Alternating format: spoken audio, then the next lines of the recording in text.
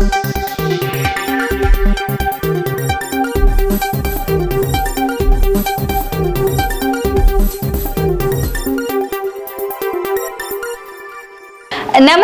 ಈ ನ್ಯೂಸ್ ಟಿವಿಯ ಸ್ಪೀಡ್ ನ್ಯೂಸ್ಗೆ ಸ್ವಾಗತ. ದೇಶ, ರಾಜ್ಯ ಹಾಗೂ ಸ್ಥಳೀಯ ವಿದ್ಯಮಾನಗಳ ಪಟಾಪಟ್ ಸುದ್ದಿ. ಚಿಕ್ಕಬಳ್ಳಾಪುರ ಜಿಲ್ಲಾ ಕಾಂಗ್ರೆಸ್ ಅಧ್ಯಕ್ಷರ ಆಯ್ಕೆಗಾಗಿ ನಡೆದ ಅಭಿಪ್ರಾಯ ಸಂಗ್ರಹ ಸಭೆಯಲ್ಲಿ ಮಾಜಿ ಸಚಿವ ಡಾಕ್ಟರ್ ಎಂಸಿ ಸುಧಾಕರ್ ಹಾಗೂ ರಾಜೀವ್ ಗೌಡ ಬೆಂಬಲಿಗರ ನಡುವೆ ಗಲಾಟೆ ನಡೆದು ಪರಸ್ಪರ ಹಲ್ಲೆ ನಡೆಸಿದ ಘಟನೆ ನಡೆದಿದೆ. ಚಿಕ್ಕಬಳ್ಳಾಪುರ ಜಿಲ್ಲಾ ಕಾಂಗ್ರೆಸ್ನಲ್ಲಿ ಭಿನ್ನಮತ ಭುಗಿಲೆದ್ದಿದ್ದು, ಸಂಘಟನ್ ಸೃಜನ್ ಅಭಿಯಾನದ ಸಭೆಯಲ್ಲಿ ವೀಕ್ಷಕರ ಮುಂದೆಯೇ ಮಾಜಿ ಸಚಿವ ಶಾಸಕ ಡಾಕ್ಟರ್ ಎಂಸಿ ಸುಧಾಕರ್ ಹಾಗೂ ಶಿಡ್ಲಘಟ್ಟ ವಿಧಾನಸಭಾ ಕ್ಷೇತ್ರದ ಪರಾಜಿತ ಕಾಂಗ್ರೆಸ್ ಅಭ್ಯರ್ಥಿ ರಾಜೀವ್ ಗೌಡ ಬೆಂಬಲಿಗರ ನಡುವೆ ಗಲಾಟೆಯಾಗಿ ಪರಸ್ಪರ ಕೈ ಮಿಲಾಯಿಸಿಕೊಳ್ಳೋ ಹಂತಕ್ಕೆ ಹೋಗಿದೆ. ಚಿಕ್ಕಬಳ್ಳಾಪುರ ಜಿಲ್ಲಾ ಕಾಂಗ್ರೆಸ್ ಅಧ್ಯಕ್ಷ ಸ್ಥಾನಕ್ಕೆ ಸೂಕ್ತ ಅಭ್ಯರ್ಥಿ ಆಯ್ಕೆ ಸಂಬಂಧ ಎಐಸಿಸಿ ವತಿಯಿಂದ ಸಂಘಟನೆ ಸೃಜನ್ ಅಭಿಯಾನದ ಮೂಲಕ ನೂತನ ಜಿಲ್ಲಾಧ್ಯಕ್ಷರ ನೇಮಕಾತಿಗೆ ಅಭಿಪ್ರಾಯ ಸಂಗ್ರಹ ಸಭೆಯನ್ನು ಚಿಕ್ಕಬಳ್ಳಾಪುರ ನಗರದ ಹರ್ಷೋದಯ ಕಲ್ಯಾಣ ಮಂಟಪದಲ್ಲಿ ಯೋಜನೆ ಮಾಡಲಾಗಿದ್ದು, ಸಭೆಯಲ್ಲಿ ಶಿಡ್ಲಘಟ್ಟ ವಿಧಾನಸಭಾ ಕ್ಷೇತ್ರದಿಂದ ರಾಜೀವ್ ಗೌಡ ಬದಲು ಕಳೆದ ಚುನಾವಣೆಯಲ್ಲಿ ಪಕ್ಷೇತರ ಅಭ್ಯರ್ಥಿಯಾಗಿ ಸ್ಪರ್ಧಿಸಿದ್ದ ಪುಟ್ಟು ಆಂಜಿನಪ್ಪ ಅವರು ಕರೆದು ವೀಕ್ಷಕರು ಅಭಿಪ್ರಾಯ ಸಂಗ್ರಹ ಮಾಡಿದ್ದಾರೆ. ಈ ವೇಳೆ ರಾಜೀವ್ ಗೌಡ ಬೆಂಬಲಿಗನೋರ್ವ ಶಾಸಕ ಹಾಗೂ ಮಾಜಿ ಸಚಿವ ಡಾಕ್ಟರ್ ಎಂಸಿ ಸುಧಾಕರ್ ವಿರುದ್ಧ ಕೈಬೆರಳು ತೋರಿಸಿ ಅವಾಚ್ಯ ಪದ ಬಳಸಿದ್ದಾನೆ ಎನ್ನಲಾಗಿದೆ. ಇದರಿಂದ ಕೆರಳಿದ ಎಂಸಿ ಸುಧಾಕರ್ ಬೆಂಬಲಿಗರು ರಾಜೀವ್ ಗೌಡ ಬೆಂಬಲಿಗನ ಮೇಲೆ ಮುಗಿಬಿದ್ದು ಧರ್ಮದೇಟು ನೀಡಿದ್ದಾರೆ. ಬೆಂಗಳೂರಿನ ಬೆಳ್ಳಂದೂರಿನಲ್ಲಿ ಬಾಂಗ್ಲಾದೇಶ ಮೂಲದ ದಂಪತಿ ಮೇಲೆ ಹಲ್ಲೆ ನಡೆಸಿದ ಆರೋಪದಡಿ ಸ್ಥಳೀಯ ವೈದ್ಯ ಡಾಕ್ಟರ್ ನಾಗೇಂದ್ರ ಅವರನ್ನ ಪೊಲೀಸರು ಬಂಧಿಸಿದ್ದು, ಪ್ರಕರಣದ ತನಿಖೆ ಮುಂದುವರೆದಿದೆ. ಬೆಂಗಳೂರು ಬೆಳ್ಳಂದೂರಿನಲ್ಲಿ ವಾಸಿಸುತ್ತಿದ್ದ ಬಾಂಗ್ಲಾದೇಶಿ ದಂಪತಿಯ ಮೇಲೆ ಹಲ್ಲೆ ನಡೆಸಿದ ಆರೋಪದ ಮೇಲೆ ಸ್ಥಳೀಯ ವೈದ್ಯರೊಬ್ಬರನ್ನ ಬೆಳ್ಳಂದೂರು ಪೊಲೀಸರು ಬಂಧಿಸಿದ್ದಾರೆ. ಸಾಯಿ ಕ್ಲಿನಿಕ್ನ ಡಾಕ್ಟರ್ ನಾಗೇಂದ್ರ ಬಂಧಿತ ವೈದ್ಯ ವೈಟ್ಫೀಲ್ಡ್ ಸಮೀಪದ ಬೆಟ್ಟದಾಸನಪುರದಲ್ಲಿ ವಾಸವಾಗಿರುವ ಬಾಂಗ್ಲಾದೇಶ ಮೂಲದ ನಸ್ರಿನಾ ಬಿಲಾಲ್ ಎಂಬ ಮಹಿಳೆ ನೀಡಿದ ದೂರಿನ ಅನ್ವಯ ಪೊಲೀಸರು ಈ ಕ್ರಮ ಕೈಗೊಂಡಿದ್ದಾರೆ. ಧಾರವಾಡ ಸಂಸದ ಪ್ರಹ್ಲಾದ್ ಜೋಶಿ ನೂತನ ಕೇಂದ್ರ ಶಿಕ್ಷಣ ಸಚಿವರಾಗಿ ಅಧಿಕಾರ ವಹಿಸಿಕೊಂಡಿದ್ದು, ಸಚಿವಾಲಯದ ಹಿರಿಯ ಅಧಿಕಾರಿಗಳೊಂದಿಗೆ ಮೊದಲ ಸಭೆ ನಡೆಸಿ ಇಲಾಖೆಯ ಆದ್ಯತೆಗಳ ಕುರಿತು ಚರ್ಚಿಸಿದರು. ನೂತನ ಕೇಂದ್ರ ಶಿಕ್ಷಣ ಸಚಿವರಾಗಿ ಧಾರವಾಡ ಕ್ಷೇತ್ರದ ಸಂಸದ ಪ್ರಹ್ಲಾದ್ ಜೋಶಿಯವರು ಭಾನುವಾರ ದೆಹಲಿಯ ಕರ್ತವ್ಯ ಭವನದಲ್ಲಿ ಅಧಿಕಾರ ವಹಿಸಿಕೊಂಡಿದ್ದಾರೆ. ಅಧಿಕಾರ ಸ್ವೀಕರಿಸಿದ ತಕ್ಷಣವೇ ಅವರು ಶಿಕ್ಷಣ ಸಚಿವಾಲಯದ ಹಿರಿಯ ಅಧಿಕಾರಿಗಳೊಂದಿಗೆ ಉನ್ನತ ಮಟ್ಟದ ಸಭೆ ನಡೆಸಿ ಇಲಾಖೆಯ ಕಾರ್ಯವೈಖರಿ ಹಾಗೂ ಮುಂದಿನ ಆದ್ಯತೆಗಳ ಕುರಿತು ಸುದೀರ್ಘ ಚರ್ಚೆ ನಡೆಸಿದರು. ಅಧಿಕಾರ ಸ್ವೀಕಾರದ ನಂತರ ಸಾಮಾಜಿಕ ಜಾಲತಾಣ ಎಕ್ಸ್ಪೋಸ್ಟ್ನಲ್ಲಿ ಧನ್ಯವಾದ ತಿಳಿಸಿರುವ ಪ್ರಹ್ಲಾದ್ ಜೋಶಿ, ಎಂದು ನಾನು ಕೇಂದ್ರ ಶಿಕ್ಷಣ ಸಚಿವರಾಗಿ ಅಧಿಕಾರ ವಹಿಸಿಕೊಂಡಿದ್ದೇನೆ. ನನ್ನ ಮೇಲೆ ಅಪಾರ ನಂಬಿಕೆ ಇಟ್ಟು ಈ ಗುರುತರ ಜವಾಬ್ದಾರಿಯನ್ನು ಹಸ್ತಾಂತರಿಸಿದ ಗೌರವಾನ್ವಿತ ಪ್ರಧಾನಿ ನರೇಂದ್ರ ಮೋದಿ ಅವರಿಗೆ ಧನ್ಯವಾದಗಳು. ಅತ್ಯಂತ ವಿನಮ್ರತೆ ಹಾಗೂ ನಿಷ್ಠೆಯಿಂದ ಈ ಕರ್ತವ್ಯವನ್ನು ಸ್ವೀಕರಿಸುತ್ತಿದ್ದೇನೆ ಅಂತ ಬರೆದುಕೊಂಡಿದ್ದಾರೆ. 400 ಪಶು ವೈದ್ಯಾಧಿಕಾರಿಗಳ ನೇಮಕಾತಿಯಲ್ಲಿ ಅಕ್ರಮ ನಡೆದಿದೆ ಎಂಬ ಆರೋಪದಡಿ ಮಾಜಿ ಕೆಪಿಎಸ್ಸಿ ಅಧ್ಯಕ್ಷ ಶಿವಶಂಕರಪ್ಪ ಸಾಹುಕಾರ್ ಸೇರಿದಂತೆ ಹಲವರ ವಿರುದ್ಧ ವಿಧಾನಸೌಧ ಠಾಣೆಯಲ್ಲಿ ಮತ್ತೊಂದು ಎಫ್ಐಆರ್ ದಾಖಲಾಗಿದೆ.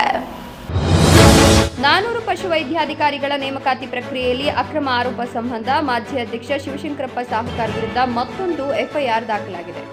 ಸಂಬಂಧಿಕರಿಗೆ ಹಣ ನೀಡಿದವರಿಗೆ ಹುದ್ದೆ ಅಂತ ಆರೋಪಿಸಿ ಪಶು ವೈದ್ಯಾಧಿಕಾರಿ ಮಂಜುನಾಥನವರು 4 ವಿರುದ್ಧ ವಿಧಾನಸೌಧ ಪೊಲೀಸ್ ಠಾಣೆಯಲ್ಲಿ ದೂರು ದಾಖಲಿಸಿದ್ರು. ಇದರ ಆಧಾರದಲ್ಲಿ ಶಿವಶಂಕರಪ್ಪ ಸಾಹುಕಾರ್ ಸದಸ್ಯರು ಕೆಲ ಅಭ್ಯರ್ಥಿಗಳ ಮೇಲೆ ಎಫ್ಐಆರ್ ದಾಖಲಾಗಿದೆ. ತುಪ್ಪ, ಬೆಣ್ಣೆ, ಸಕ್ಕರೆ, ಮೈದಾ ಸೇರಿದಂತೆ ಕಚ್ಚಾ ವಸ್ತುಗಳ ಬೆಲೆ ಏರಿಕೆಯಿಂದ ಬೇಕರಿ ಉದ್ಯಮ ಸಂಕಷ್ಟಕ್ಕೆ ಸಿಲುಕಿದ್ದು, ಉತ್ಪನ್ನಗಳ ಬೆಲೆ ಹೆಚ್ಚಿಸುವ ಬಗ್ಗೆ ಉದ್ಯಮಿಗಳು ಚಿಂತನೆ ನಡೆಸಿದ್ದಾರೆ. ರಾಜ್ಯದಲ್ಲಿ ಅಗತ್ಯ ವಸ್ತುಗಳ ಬೆಲೆ ನಿರಂತರವಾಗಿ ಏರಿಕೆಯಾಗುತ್ತಿರುವುದರಿಂದ ಬೇಕರಿ ಉದ್ಯಮದ ಮೇಲೂ ಗಂಭೀರ ಪರಿಣಾಮ ಬೀರಿದೆ. ಕಳೆದ ಕೆಲವು ತಿಂಗಳಿನಿಂದ ತುಪ್ಪ, ಬೆಣ್ಣೆ, ಹಾಲಿನ ಉತ್ಪನ್ನಗಳು, ಅಡುಗೆ ಎಣ್ಣೆ, ಮೈದಾ, ಸಕ್ಕರೆ ಸೇರಿದಂತೆ ಬಹುತೇಕ ಕಚ್ಚಾ ವಸ್ತುಗಳ ಬೆಲೆ ಏರಿಕೆಯಾಗಿದೆ. ಇದರ ಜೊತೆಗೆ ವಿದ್ಯುತ್ ದರ, ವಾಣಿಜ್ಯ ಗ್ಯಾಸ್ ಸಿಲಿಂಡರ್ ವೆಚ್ಚ, ಕಾರ್ಮಿಕರ ವೇತನ, ಸಾರಿಗೆ ವೆಚ್ಚ ಹಾಗೂ ಅಂಗಡಿಗಳ ನಿರ್ವಹಣಾ ವೆಚ್ಚವು ಹೆಚ್ಚಾಗಿರುವುದರಿಂದ ಬೇಕರಿ ಉದ್ಯಮಿಗಳು ತೀವ್ರ ಸಂಕಷ್ಟ ಎದುರಿಸುತ್ತಿದ್ದಾರೆ. ಹಳೆಯ ದರದಲ್ಲಿ ಉತ್ಪನ್ನಗಳನ್ನು ಮಾರಾಟ ಮಾಡಿದರೆ ಲಾಭದ ಮಾತು ಬಿಡಿ ಮೂಲ ವೆಚ್ಚವನ್ನು ಭರಿಸುವುದು ಕಷ್ಟವಾಗಿದೆ. ಹೀಗಾಗಿ ಬೆಲೆ ಏರಿಕೆ ಬಗ್ಗೆ ಚಿಂತನೆ ನಡೆದಿದೆ. ಬೆಂಗಳೂರು ವಿಭಾಗ ಸೇರಿದಂತೆ ರಾಜ್ಯದ 43 ತಾಲೂಕುಗಳು ತೀವ್ರ ಮಳೆ ಕೊರತೆಯಿಂದ ಬರದ ಪರಿಸ್ಥಿತಿ ಎದುರಿಸುತ್ತಿದ್ದು, ಜುಲೈ ಅಂತ್ಯದ ವೇಳೆಗೆ ಈ ಸಂಖ್ಯೆ ಮತ್ತಷ್ಟು ಹೆಚ್ಚಾಗುವ ಆತಂಕ ವ್ಯಕ್ತವಾಗಿದೆ.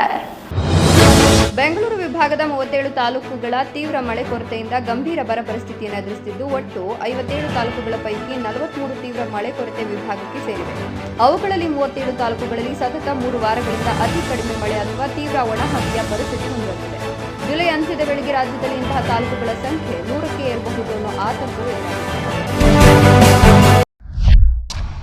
ಮನ್ ಕಿ ಬಾತ್ ಕಾರ್ಯಕ್ರಮದಲ್ಲಿ ಮಾತನಾಡಿದ ಪ್ರಧಾನಿ ನರೇಂದ್ರ ಮೋದಿ, ಕಾರ್ಗಿಲ್ ವಿಜಯ್ ದಿವಸ್ ಅಂಗವಾಗಿ ಭಾರತೀಯ ಯೋಧರ ಶೌರ್ಯ ಮತ್ತು ತ್ಯಾಗವನ್ನು ಸ್ಮರಿಸಿ ಕಾರ್ಗಿಲ್ ವಿಜಯ ದೇಶದ ಹೆಮ್ಮೆ ಎಂದು ಹೇಳಿದರು. ಕಾರ್ಗಿಲ್ ವಿಜಯ ದಿವಸ್ ಸಂದರ್ಭದಲ್ಲಿ ಭಾರತೀಯ ಸಶಸ್ತ್ರ ಪಡೆಗಳ ಅಸಾಧಾರಣ ಶೌರ್ಯ ಹಾಗೂ ತ್ಯಾಗವನ್ನು ಸ್ಮರಿಸಿದ ಪ್ರಧಾನಿ, ಕಾರ್ಗಿಲ್ ದಿನವು ಪ್ರತಿಯೊಬ್ಬ ಭಾರತೀಯನಿಗೂ ಹೆಮ್ಮೆಯ ಸಂಕೇತವಾಗಿದೆ ಅಂತ ಹೇಳಿದರು. ಪ್ರಧಾನಿ ನರೇಂದ್ರ ಮೋದಿ ತಮ್ಮ ಮಾಸಿಕ ರೇಡಿಯೋ ಕಾರ್ಯಕ್ರಮ ಮನ್ ಕಿ ಬಾತ್ನ 136ನೇ ಸಂಚಿಕೆಯ ಮೂಲಕ ರಾಷ್ಟ್ರವನ್ನು ಉದ್ದೇಶಿಸಿ ಮಾತನಾಡಿದರು. ಕೇಂದ್ರದಲ್ಲಿ ನೀಟ್ ಪ್ರಕರಣಕ್ಕೆ ಸಚಿವರು ರಾಜೀನಾಮೆ ನೀಡಿದರೆ ಕರ್ನಾಟಕದಲ್ಲಿ ನಡೆದ ಗಂಭೀರ ಘಟನೆಗಳಿಗೆ ನೈತಿಕ ಹೊಣೆ ಯಾರು ಹೊರುತ್ತಾರೆ ಎಂದು ವಿಪಕ್ಷ ನಾಯಕ ಆರ್ ಅಶೋಕ್ ರಾಜ್ಯ ಸರ್ಕಾರವನ್ನ ಪ್ರಶ್ನಿಸಿದ್ದಾರೆ. ಕರ್ನಾಟಕದ ಕಾಂಗ್ರೆಸ್ ವಿರುದ್ಧ ದ್ವಂದ್ವ ನೀತಿ ಆರೋಪ ಮಾಡಿ ಎಕ್ಸ್ಪೋಸ್ಟ್ ಮೂಲಕ ಸರ್ಕಾರದ ವಿರುದ್ಧ ವಿಧಾನಸಭೆ ವಿಪಕ್ಷ ನಾಯಕ ಆರ್ ಅಶೋಕ್ ಕಿಡಿಕಾರಿದ್ದಾರೆ. ಕೇಂದ್ರದಲ್ಲಿ ನೀಟ್ ಪರೀಕ್ಷೆಗೆ ಸಂಬಂಧಿಸಿದ ಬೆಳವಣಿಗೆಯ ಹಿನ್ನೆಲೆಯಲ್ಲಿ ರಾಜಕೀಯ ಹಾಗೂ ಆಡಳಿತಾತ್ಮಕ ಹೊಣೆ ಹೊತ್ತು ಕೇಂದ್ರ ಸಚಿವರು ರಾಜೀನಾಮೆ ನೀಡಿದ್ದಾರೆ. ಹಾಗಾದರೆ ಕರ್ನಾಟಕದಲ್ಲಿ ನಡೆದ ಗಂಭೀರ ಘಟನೆಗೆ ನೈತಿಕ ಮತ್ತು ಆಡಳಿತಾತ್ಮಕ ಹೊಣೆ ಯಾರು ಹೊತ್ತಾರೆ ಅಂತ ಖಾರವಾಗಿ ಪ್ರಶ್ನಿಸಿದ್ದಾರೆ. ಬಾಗಲಕೋಟೆ ಜಿಲ್ಲೆಯ ಹಿಪ್ಪರಗಿಯಲ್ಲಿ ಬಾರ್ ಎದುರು ನಿಲ್ಲಿಸಿದ್ದ ಕಾರೊಂದು ಏಕಾಏಕಿ ಸ್ಫೋಟಗೊಂಡು ಆತಂಕ ಸೃಷ್ಟಿಸಿದೆ. ಘಟನೆಯ ಕುರಿತು ಪೊಲೀಸರು ಹಾಗೂ ಅಗ್ನಿಶಾಮಕ ಸಿಬ್ಬಂದಿ ತನಿಖೆ ನಡೆಸುತ್ತಿದ್ದಾರೆ. ಬಾಗಲಕೋಟೆಯ ಬಾರ್ ಎದುರು ನಿಲ್ಲಿಸಿದ್ದ ಕಾರೊಂದು ಸ್ಫೋಟಗೊಂಡಿರುವ ಘಟನೆ ಬಾಗಲಕೋಟೆ ಜಿಲ್ಲೆ ಜಮಖಂಡಿ ತಾಲೂಕಿನ ಹಿಪ್ಪರಗಿಯಲ್ಲಿ ನಡೆದಿದೆ. ವೈನ್ ಶಾಪ್ ಮ್ಯಾನೇಜರ್ ಹನುಮಂತ ಸಂಗೋಡ ಎಂಬುವರು ತಂದಿದ್ದ ಕಾರು ಸ್ಫೋಟಗೊಂಡ ತೀವ್ರತೆಗೆ ಕಾರಿನ ಬಿಡಿ ಭಾಗಗಳು ಚೆಲ್ಲಾಪಿಲ್ಲಿಯಾಗಿದೆ. ವೈನ್ ಶಾಪ್ ಗೋಡೆಯ ಸಿಮೆಂಟ್ ಮುಚ್ಚಿದ್ರೆ ಬಿಯರ್ ಹಾಗೂ ಕೂಲ್ ಡ್ರಿಂಕ್ಸ್ ಬಾಟಲ್ಗಳು ಕೆಳಗೆ ಬಿದ್ದಿವೆ. ಸ್ಥಳಕ್ಕೆ ಆಗಮಿಸಿದ ಅಗ್ನಿಶಾಮಕ ದಳದ ಸಿಬ್ಬಂದಿ ಬೆಂಕಿ ನಂದಿಸುವ ಕಾರ್ಯ ಮಾಡಿದ್ದಾರೆ. ಸೋಕೋ ಟೀಮ್ ಮತ್ತು ಜಮಖಂಡಿ ಗ್ರಾಮೀಣ ಪೊಲೀಸ್ ಇಲಾಖೆ ಪರಿಶೀಲನೆ ನಡೆಸಿದ್ದು ಯಾವ ಕಾರಣದಿಂದ ಸ್ಫೋಟ ಆಗಿದೆ ಅಂತ ತನಿಖೆ ನಡೆಸಿದ್ದಾರೆ. ಬೆಂಗಳೂರು ಗ್ರಾಮಾಂತರ ಜಿಲ್ಲೆಯ ನೆಲಮಂಗಲ ಸಮೀಪ ಗಂಗಾ ಹಾಗೂ ರಾಷ್ಟ್ರಕೂಟರ ಕಾಲಘಟ್ಟಕ್ಕೆ ಸೇರಿದ ಸುಮಾರು 1200 ವರ್ಷಗಳಷ್ಟು ಹಳೆಯ ಹುಲಿಬೇಟೆ ವೀರಗಲ್ಲು ಪತ್ತೆಯಾಗಿದ್ದು ಇತಿಹಾಸ ತಜ್ಞರಲ್ಲಿ ಸಂತಸ ಮೂಡಿಸಿದೆ.